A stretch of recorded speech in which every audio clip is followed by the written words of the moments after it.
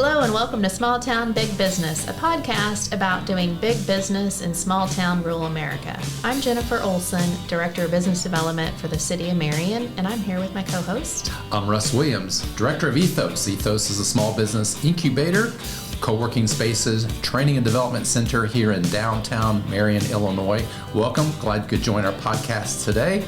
We also want to welcome and thank our sponsors for making the podcast possible. So I'll name those: Arcadia Wealth Group, Banterra Bank, Black Diamond Harley Davidson and RV, Fowler Heating and Cooling, Southern Illinois Now, Swinford Media Group, our producer at Union Street Arts, and of course the Watermark Auto Group Foundation. Well, I'm super happy to be here today with somebody that I've known for a very long time.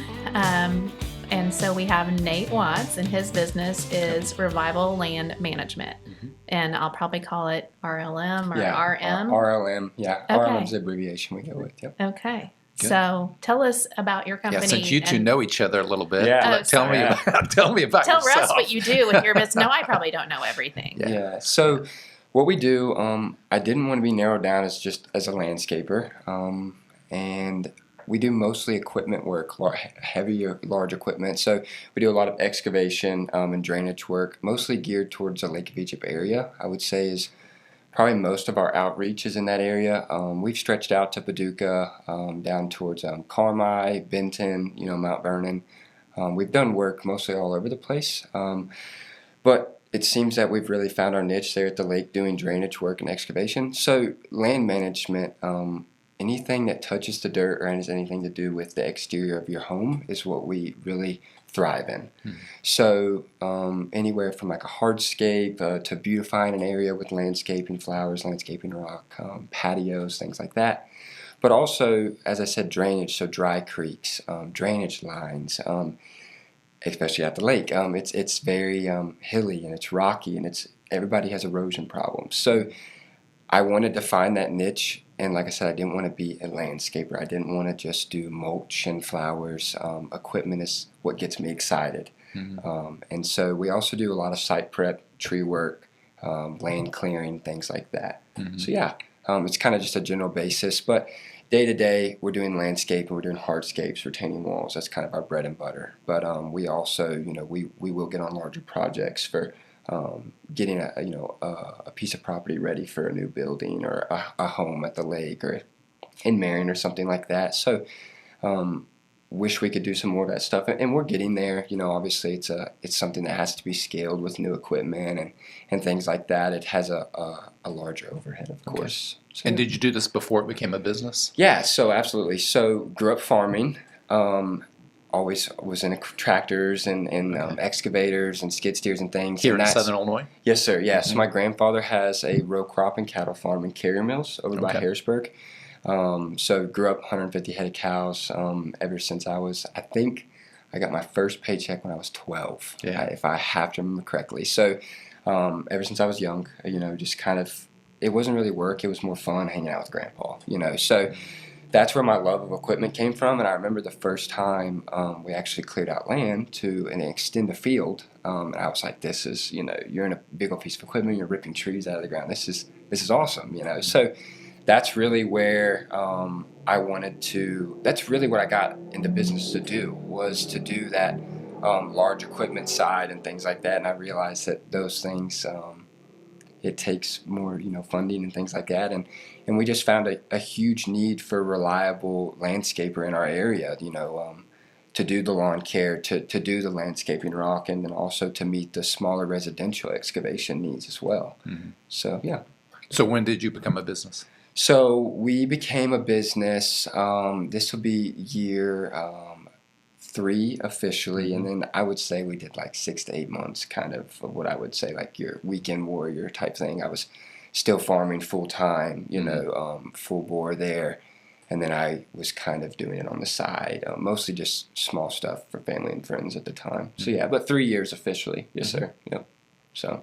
And did a little bird tell me that you're getting into a physical brick and mortar location? Yes. So I purchased a piece of property across from King Tut's at the intersection of Lake of Egypt Road and Highway 37. So previously, it's been a couple of different things. It was Roper's Orchard long ago.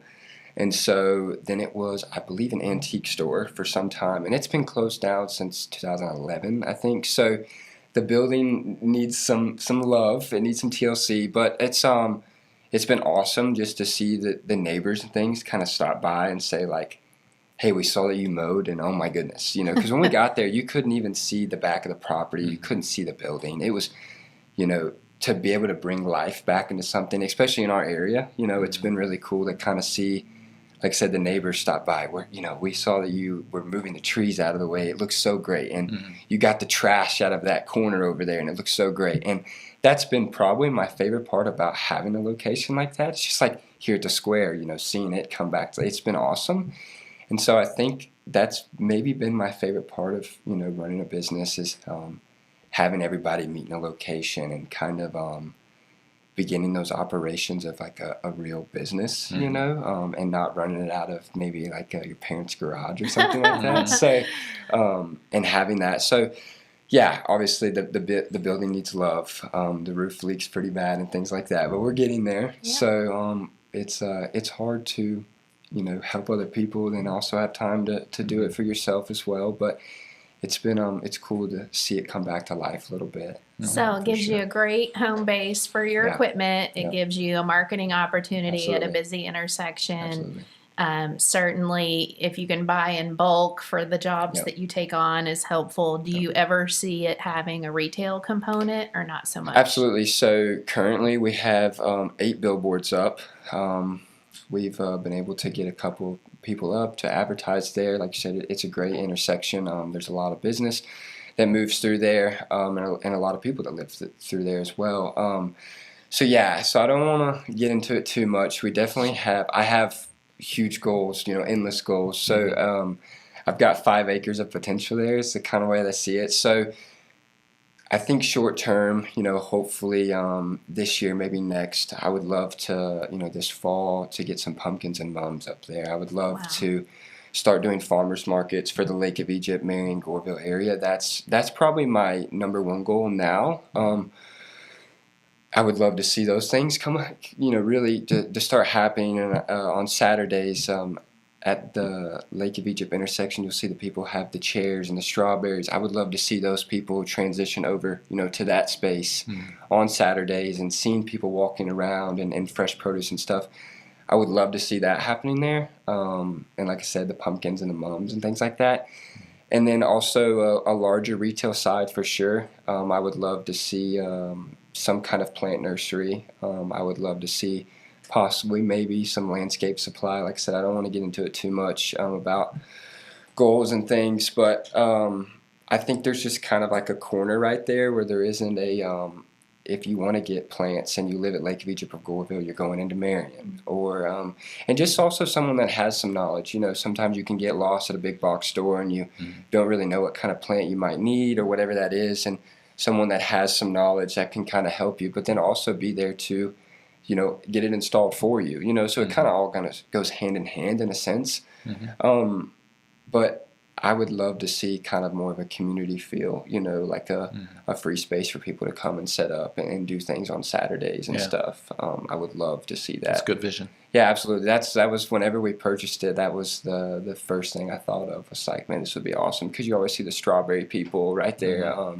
For the people that do make it down to Lake of Egypt, and every time I see him, I want to go over there and tell him, but I'm not ready for it. Yeah, not ready for it yet. But what you have is an eye on diversification, finding other revenue streams, but also the hard part for you, because you'll, want to do everything, is like striking a balance where you're not also tied to your storefront if running equipment is the true passion For sure. and your favorite part. And probably a heck of a lot more profitable than selling the mum. Absolutely, yeah. The mum doesn't bring as much as what large excavation projects do, for sure. So, long term, obviously, the building we have it's small. It works for now. We can't even get some of our equipment actually into the building because it is the roof level and things like that. So, long term, we tear down the building and build a new one for sure. So. It's also going to be, how much space do we have? We are on 5 acres. It's a long lot, not a wide lot. So we only have so much room to grow in the area. So, for sure, I don't necessarily say that I want to be working a shovel for the rest of my life. I'm not saying that I'm against it. If that's what the Lord has for me, that's what the Lord has for me. But I would love to walk around with people and sell them, plants and load out rock and things, and still have, the excavation landscaping side going. I think that would make me just as happy as what I'm doing now, for sure. So that's good. Yeah. Tell us how you've grown over the last 3 years, how the business has grown over the last 3 years, and then where are you at today in terms of like volume and how many people you serve and employees too? Yeah, absolutely. So when I started, like I said, was just a one-man band, Weekend Warrior. One of my good friends, he was serving pizzas at Mackey's, and so we would kind of team up and help each other. That was kind of how it all started for me, and then really just obviously, the last 2 years, I remember I hired. I remember when I hired one guy like full time. So I was farming full time, and I remember I told my grandfather, like, "Hey, look, after this spring planting season, like I really wanna go for this, and let me like try for the summer, and then this fall I hope you get your crops out. But let me try. Worst thing that happens is it doesn't work, and I'll be back here on Monday, right?" So I just remember, me and my dad having that conversation and really just walking through what that would look like for me. Where am I going to do this? Where am I going to store this equipment? Do we have the space? Do I have the capacity? I had a truck at the time, farming and things like that. But what does this look like for me? So I remember having those conversations and just doing it. I went and bought a trailer off Facebook Marketplace, and I was like, okay, this will be good enough. I can put mulch and rock on this. This will be good enough. I've got a truck that can pull it, and I can put small equipment on it, and I'll just try. And I remember, crazy enough, I texted, I think, everyone in my phone book at the time and was like, this is who I am. If you don't have my number saved, I have yours. This is what I'm doing. If you need any of these things, let me know. If it's not listed, I can most likely try and figure it out, right? So it mostly started with people I knew, right?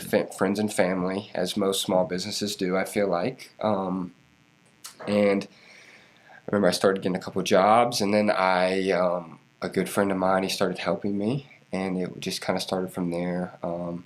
And then I think by the end of year one, it was me and another guy full-time and another guy part-time. And then year two, it really from there was like astronomical, the amount of work that started coming in.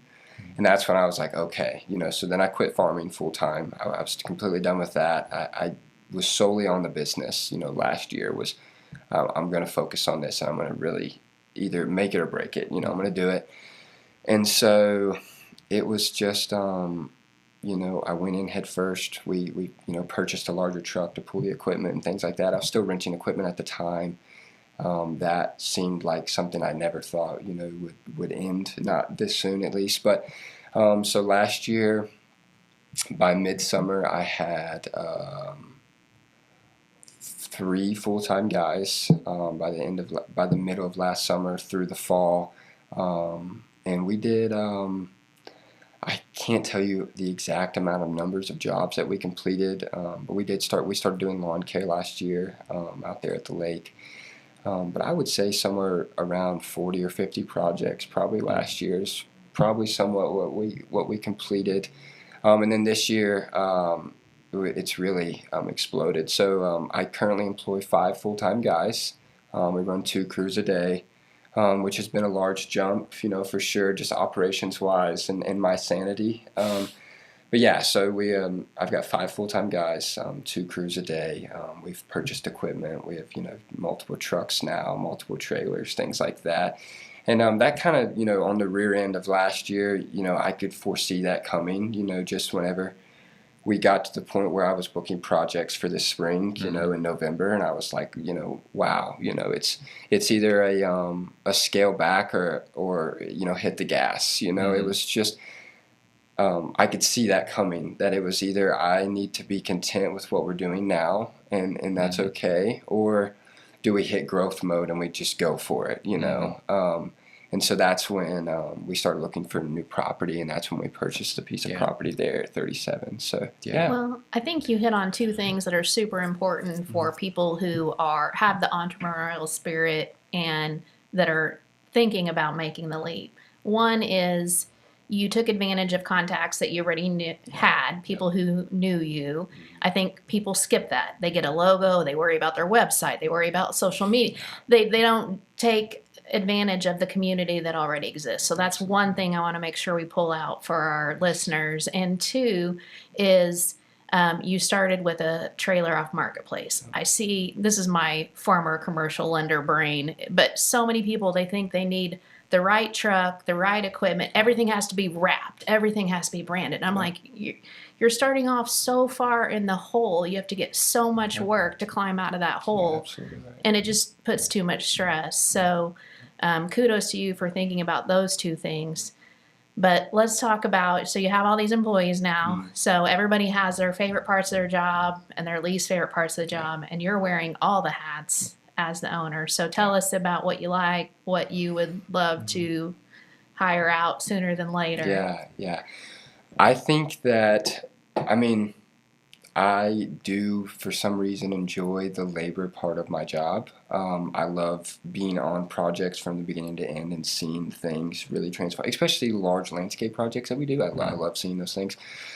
I would say my favorite part of the job, though, is actually quoting projects, which is bizarre. So I love driving to people's houses that I don't know. I love meeting them and hearing what their dogs' names are and what their kids' names are and what they did for work. And I'll catch myself an hour appointment going 2 hours because we'll just sit and talk.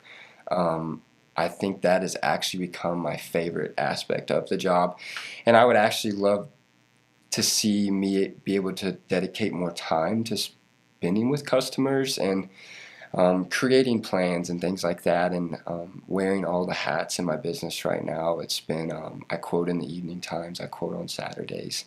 I run one of the crews. I've got a team, that of 3 guys that are really skilled that run the other crew, and I trust those guys a lot. Obviously, if I put my name on it, we trust it, right? So, but I do run the other crew. I run the more complicated jobs that have more moving parts. I do those just because, the experience aspect and things like that. So, I think the thing that I would love to see possibly outsourced would be just the marketing aspect. I don't do so well in that. I wish I would post every day and create videos and post on Facebook and our website more actively, just because I see that when I do post, we get calls. There's a direct correlation with posting on Facebook, and I wouldn't say every time, but I would say almost we get 1 to 2, leads off every post on Facebook, which if I would post every day, there's no telling how much work we'd acquire,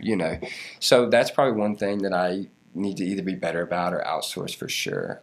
But we're just in a space right now that unless I could recreate my brain, which everybody says, and to run the second crew, for me to be able to put my time into marketing, put my time into larger estimates, and put my feet on the ground in a lead and estimate aspect to grow the business from that point. But that would be, I don't know, it's just become something that I wouldn't say I'm I don't know what the word would be, like an addictive person to something, but never have been really. But it's just, I love what I do so much that it's become almost addictive, You have to be a little obsessive. Yeah, obsessive, that's the word I was looking for. Yeah, so it's something that it goes with me everywhere, and it's like a contractor walking into a house, they notice little things, and it's something that I've noticed I do now, and I love it and I hate it at the same time. But I don't know. I would say, I would say, and I just don't really enjoy the social media marketing aspect of it too much. When I got my website made, I probably could have figured it out. I outsourced that, things like that. But I would say that's where I lack the most. Would definitely want to outsource, but other than that, it would just be, another me to run the crew and let me, grow the business in an office space. Yeah. And I don't like doing office work. That's not very fun Yeah. anyhow. So I don't like sitting in front of the computer, but it's part of it. It's part of owning a business and running a business. So yeah. Well, no entrepreneur is really independent. You rely on other people in your family or community. Mm-hmm. What entities or individuals has helped you? Yeah, absolutely. So, biggest thing for me, my grandpa, he ran a business. My dad, he's run a business for a long time. But so, as I said, worked for my grandpa, watching him, run a farming operation, but also he ran a waterproofing and foundation company for a very long time. My dad, he's worked for a waterproofing foundation company for 28 years. So those two men in my life have been absolutely tremendous for me. I've made mistakes. Everybody's made mistakes. And having someone to call with a voice of reason has been something that most people don't have.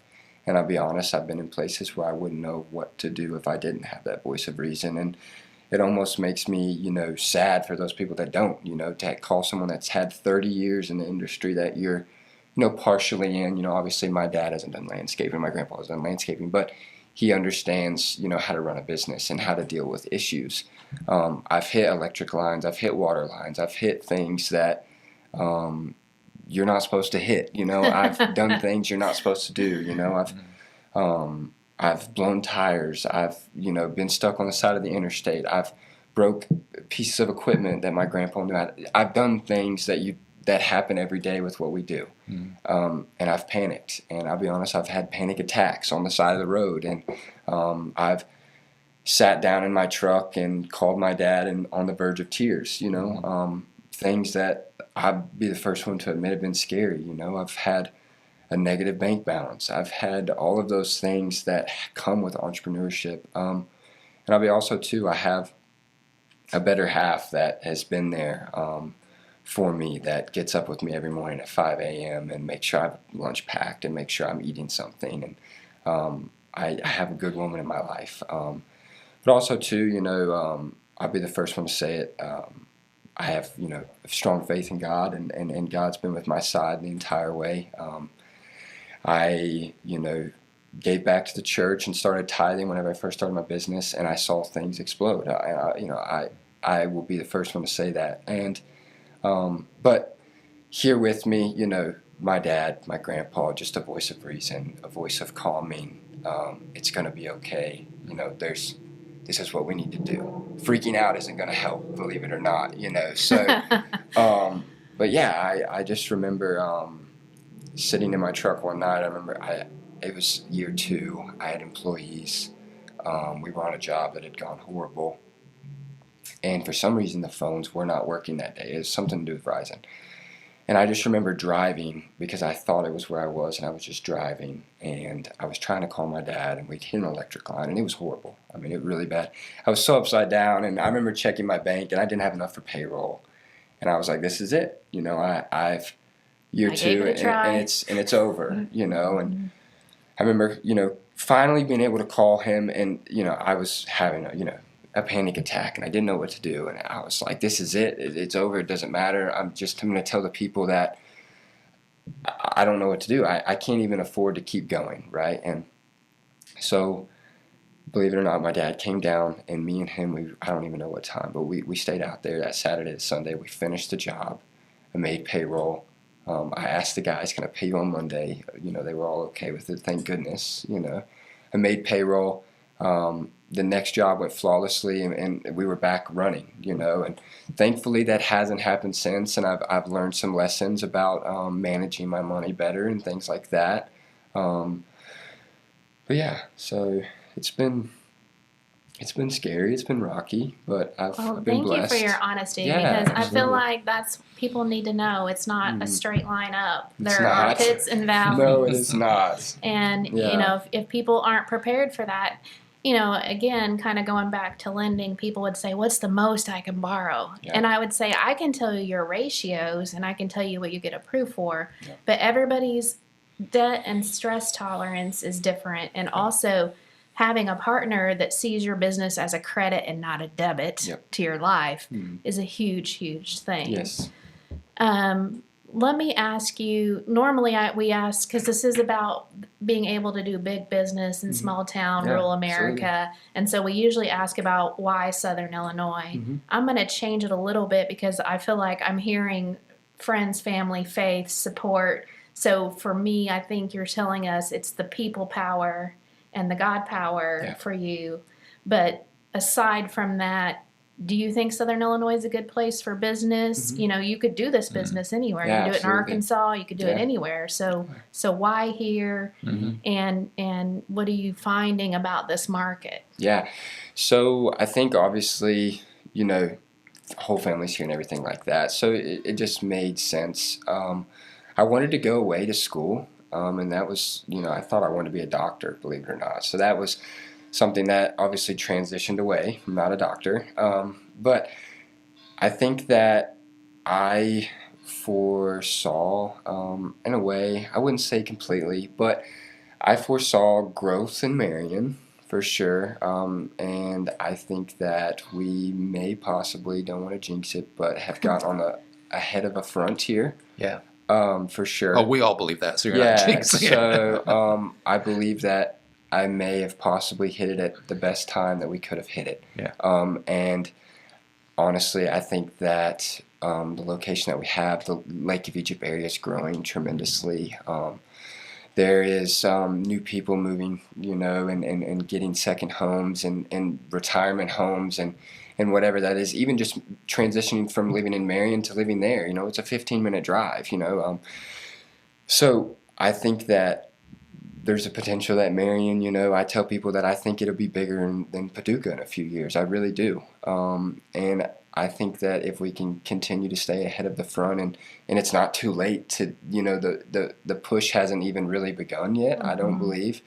But it's definitely starting to snowball. I do think that for sure. I think that there's going to continue to become an excavation and landscaping tremendous need, especially as you see commercial properties begin to pop up. Like my biggest goal was when they put in the Cane's and the Chick-fil-A is how do I do the landscaping there? That was the first thing I wanted to ask, you know, is how do I be that guy? And someone is going to become that guy, and I hope that it is me, and it might not be me, you know, and I think that that's definitely a long-term goal, but I think that this place, you know, being a small town, which is crazy. I don't, you know, to me it's kind of a, you know, growing up in Carterville, Marion's a big town. You know, this is where you go to, you know, go to Walmart and stuff, right? You know, but it's already grown so much just in, you know, my short years of being alive. You know, it's been, the growth has been awesome just in the last 12 months. You know, so our business has been, you know, definitely growing with that as well, so it's been good, but I think that the growth's there. I think that it's a good place to be right now. I really do. Yeah. Well, you've talked about your challenges and you've been very humble about that. We do appreciate that, but how about successes? What does success look like to you? Yeah, so success for me is honestly, the biggest thing has been employing people. So I've got one guy that he does have a son, and that's been awesome to just kind of somewhat be involved in his life and birthdays and things like that, and knowing that you're not just providing for yourself, but you're providing for families.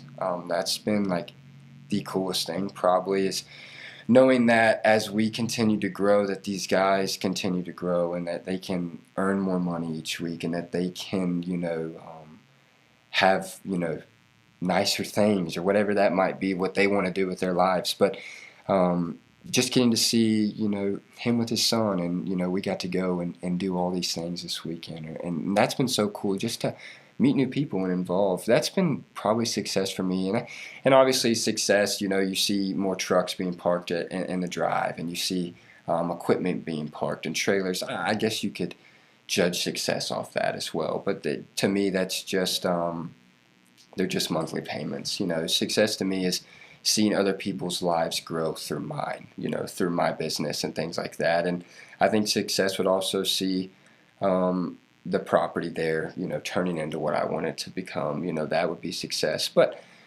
it's what do you define success, really? Is success going on a bunch of vacations and driving a nice vehicle home every night? Is that success? And maybe that is. Mm.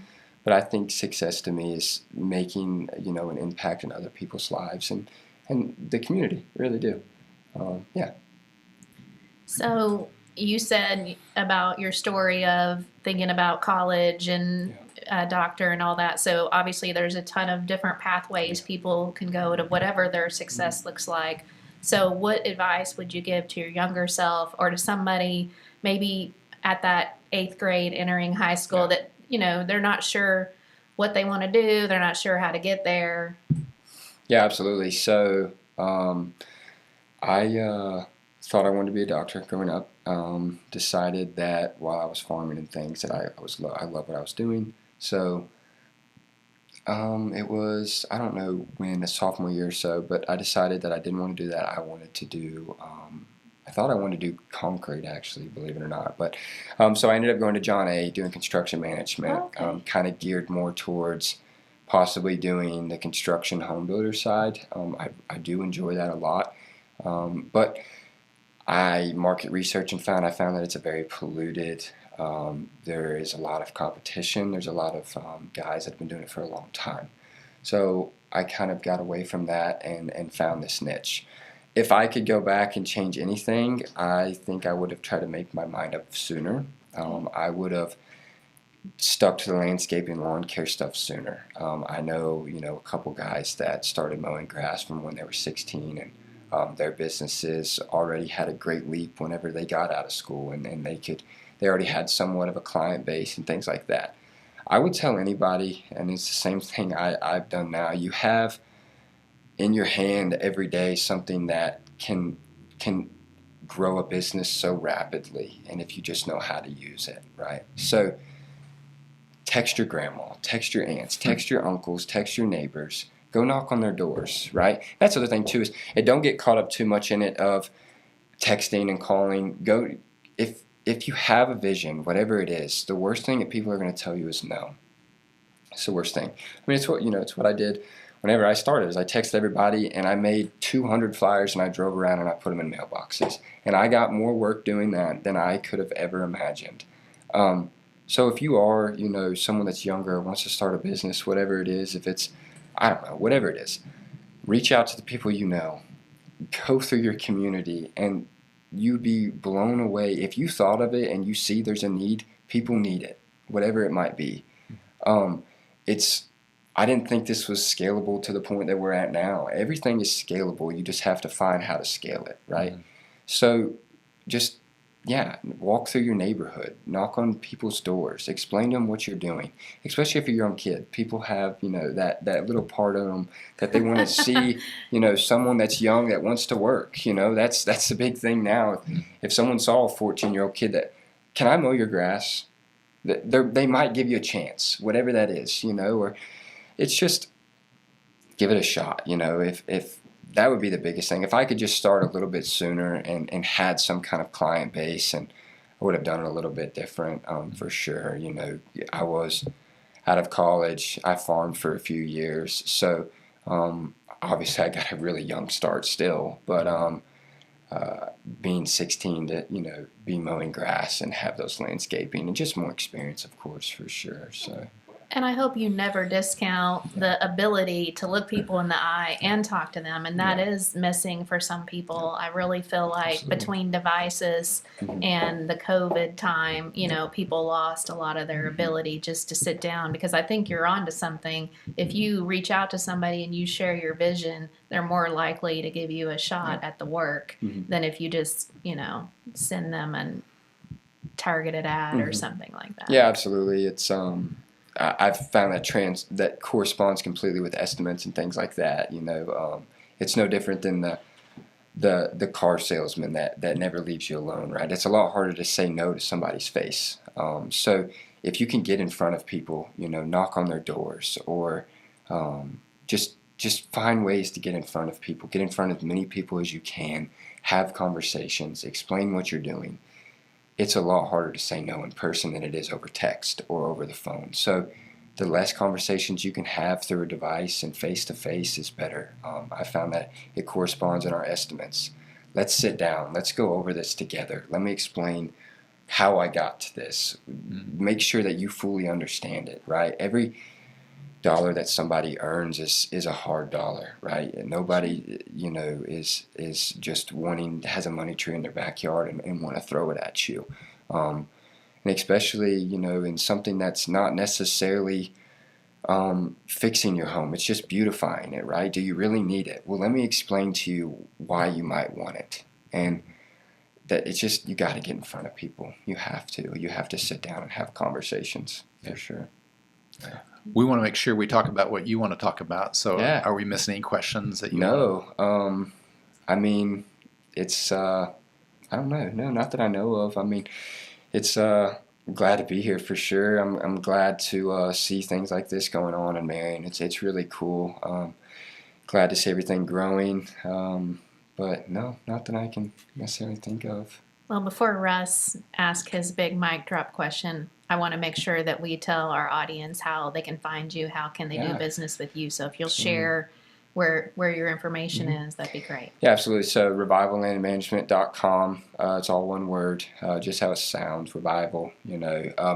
Facebook, Revival Land Management. Through the website, you can book a free estimate. You can type out what you want to do.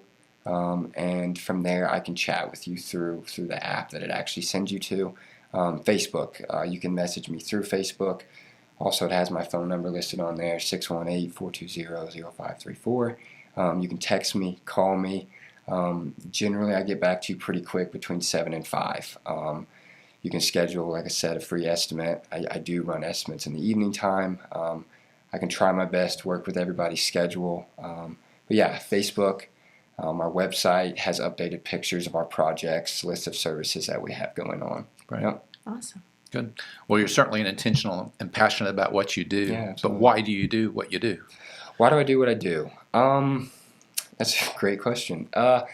I do what I do because, one, I enjoy helping people. That sometimes they might feel helpless in a sense, when we come in to do problem-solving work.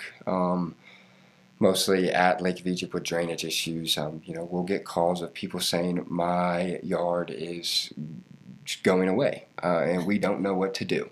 Or we are losing our driveway, or we are seeing these issues, or we have a retaining wall that is failing, and we're afraid if it falls, our house could have serious problems. I think that I enjoy doing what I do because I can come and give these people peace of mind in some way of saying it's going to be okay because this is why, that. I also enjoy working with guys that have become, like best friends. It's great whenever you can show up to go to work and you can laugh all day and, oh my God, it's already 4 o'clock. It's, I didn't want to work for someone else. And that's okay if you do. I'm not saying there's anything wrong with that. I did for, from when I was 12 until I was 19, and that's okay. And I enjoyed that too. But I think I do what I do because I wanted to get out of my comfort zone. I wanted to take a chance, take a leap, and just try and make an impact in my life and others, But yeah, I would say it's also transitioned into meeting new people, but also just becoming kind of a problem solver and seeing things have a new life come to it, reviving things, reviving old landscapings that just need some love, whatever that is, or reviving just exterior of homes. It's crazy what just a little bit of updating can do to your home and how much better it can look. So I think that's my why, I guess, is those things. Yeah. That's great. Well, we appreciate you. Yeah, thank you guys very much. It was a great interview. You did great. So. Congratulations. Thank you very much. Yeah, I love it. Thank you. Thank you so much. I appreciate you guys both. Thank you. And thank you again to our listeners and watchers and supporters of the Small Town Big Business podcast. Shout out to our sponsors, Arcadia Wealth Group, Banterra Bank, Black Diamond, Harley Davidson, and RV, Fowler Heating and Cooling, the Southern Illinois Now, Swinford Media Group, our producer, Union Street Arts, and that is Luke O'Neill, and also the Watermark Auto Group Foundation. Thank you to them all. Thanks for being with us today. I hope, like Russ and I, you always find something new out about a local business, and if you enjoy it, please share it with somebody else. I'm Jennifer Olson, Director of Business Development at the City of Marion. You can find me at City Hall. I've stopped saying new because we've been there a year now. Yeah. Oh, I just said it. Whoops. Or you can find my contact information on LinkedIn. And I'm Russell Williams. You can find everything at ethosmarion.org. Thank you for joining us, and we'll see you next time on the Small Town Big Business Podcast.